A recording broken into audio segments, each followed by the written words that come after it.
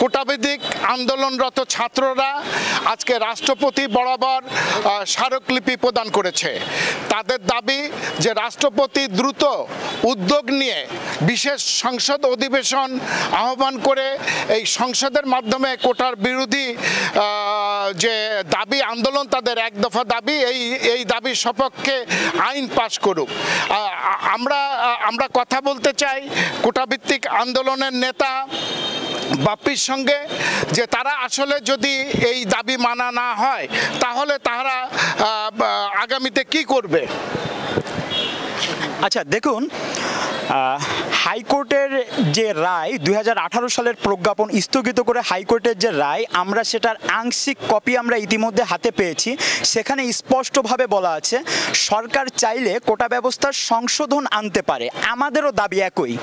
এতদিন সরকার আমাদেরকে হাইকোর্ট দেখিয়েছে যে এটা এখন হাইকোর্টের বিষয়, হাইকোর্ট থেকে সিদ্ধান্ত আসবে, কিন্তু হাইকোর্টের আংশিক রায়ে বলা হয়েছে সরকার চাইলে কোটা ব্যবস্থার এই যে আর কি কোটার বর্তমান যে আর কি পার্সেন্ট আছে এটার সংশোধন আনতে পারে। আমরাও সরকারের কাছে একই দাবি জানাচ্ছি।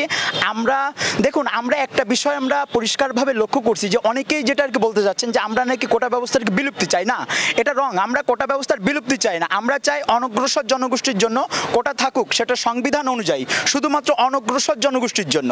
তো আজকে আমরা এসেছি মাননীয় রাষ্ট্রপতি বরাবর, আজকে আমরা একটি স্মারকলিপি প্রদান করেছি মহামান্য জেলা প্রশাসকের মাধ্যমে। তো আমাদের দাবি হচ্ছে সংসদের বিশেষ অধিবেশন ডেকে সরকারের নির্বাহী বিভাগ সিদ্ধান্ত নিক এবং নির্বাহী বিভাগ এই কোটা ব্যবস্থার একটা যৌক্তিক সংস্কার করুক, একটা যৌক্তিক সমাধান করুক, এটাই আমরা চাই।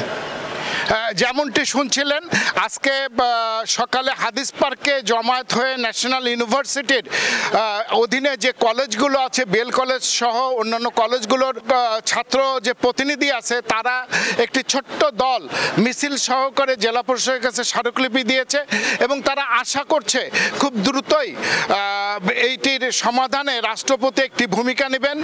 এই ছিল আমার কাছে সর্বশেষ খবর। S M Habib, ATN Bangla, জেলা প্রশাসন কার্যালয়, খুলনা।